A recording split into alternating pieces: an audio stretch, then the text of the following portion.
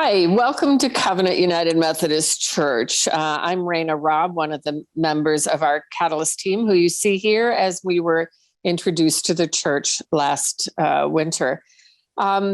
We've started off as a strong group of an enthusiastic group of 7. We've lost one due to family health issues and a death in the family. Others have been in and out due to health issues and other issues, but we remain strong and committed, have been working together in the best way we can. Next slide, please. So our team came up with the core values that we felt were part of Covenant United Methodist Church, and we presented these to our congregation along with the survey. We found that we had some differing opinions on whether status quo and tradition were part of our core values. There was some pushback from the congregation on that, but it is definitely something that we'll need to continue looking at. The changing and social gifts affecting us most.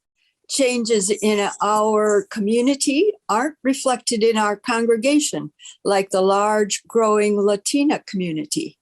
And members have been aging, retiring, and moving. Next. The challenging conversations from outside.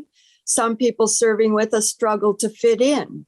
There are questions about how the denomination treats the LGBTQ plus community. And ouch, some don't know our congregation exists. Next. Covenant's call is to act compassionately and grow connection. Why? This is both our strength and our growing edge. We do have some service and some connection, but there's room for growth. Next. We are focusing on providing mental health awareness tools and support because so many people are struggling with anxiety, depression, and other mental health issues in our area. And Covenant has a history of providing wellness resources. Next.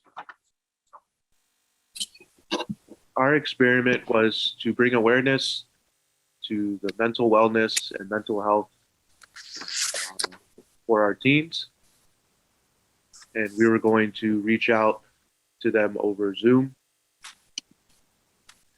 Our pivot came when we introduced this idea to our youth, and they no longer wanted to be on Zoom due to them being in school and just the isolation that they have been going throughout the pandemic. So our pivot point was to then make it an open invitation to our congregation and to our community. And we actually had, for our paint night, and we actually had Dumbarton United Methodist Church join us as well. We learned from this experiment that Zoom can connect us in many ways. We can meet you where you are. And it made people feel comfortable coming as they are so that they don't have to congregate in person, but we can still reach them where they are. Our win that we accomplished was growing an understanding of the culture, strengths, and weaknesses of our church, as well as the makeup and the needs of the community around us. So Covenant is still working to discern what ministry we want to, or what we need to stop in order to make room for new. But right now, some of our priorities are leveraging preschool connections because we do have a preschool at our church. Our rough draft theology group, which is for adults who are young and young at heart. We recently had a group of about 10 who gathered at Red Robin to talk about reading the Bible.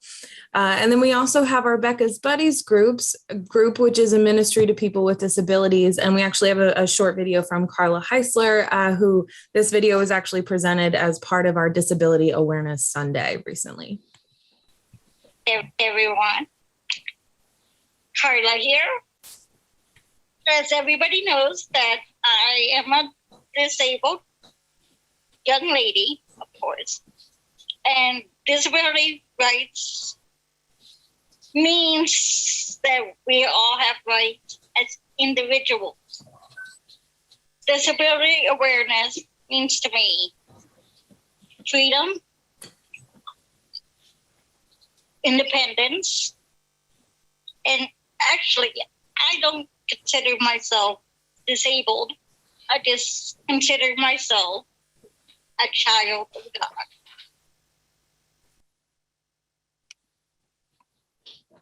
We'll know if Covenant is seeing all the people well when we grow in diversity, service, and connection inside and outside the church in a variety of ways: age, race, background, so many different ways. We'll know if Covenant is deepening discipleship when people in the church are able to articulate how they participate in acts of devotion, compassion, worship, and justice, and where they're growing in their ability to love God and love all their neighbors. We'll know if the congregation is loving and leading like Jesus when we have a steady, broad congregational focus on justice, service, and growth that meets people where they are and helps them grow in faith. Okay, so, being one of the older ones at Covenant, we are always hearing that the future is important, and we feel that the future is now. And how are we engaging millennials and Gen Zers? There's the young adult group, as was mentioned, the rough draft theology group. That is not a typo. It's okay to go to Red Robin and have a beer while you're discussing life and faith and having open dialogue. Next. Conversations. When we started our initiative, we had about 170-ish in our contact database of non-church members, and now we have over 190. In other words, I think it's closer to 200. Also, this doesn't reflect the conversations we had with community members who, for some reason, either didn't or didn't feel comfortable sharing contact information at that time. How have our practices changed us as a result of Catalyst, and what fruit? Primary fruit is growing these connections. We've been able to meet and engage with people throughout the conference, throughout our own congregation and our community. What practice will we engage in once Catalyst Initiative is over? I think first, we plan to sleep for about 1,000 years.